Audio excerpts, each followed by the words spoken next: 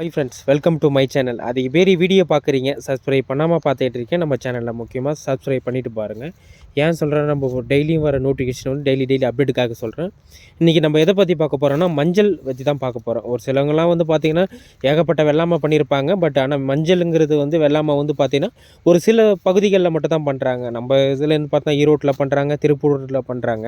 இந்த சைட்லலாம் அதிகமாக பண்ணுறாங்க. நம்ம பொறுத்தளவு இங்கே மேஜராக வரும் மெயினான டிசீஸ் வர்றதுக்கான பிரச்சனையே வந்து பார்த்திங்கன்னா மழை காலத்தில் வந்து கிழங்கு அழுகல் பிரச்சனை வர்றது, உள்ளே வந்து பார்த்திங்கன்னா தண்டழுகல் பிரச்சனை வர்றது, இந்த மாதிரி பிரச்சனைகள்லாம் வந்து இந்த பயிர்கள் சந்திக்கும்.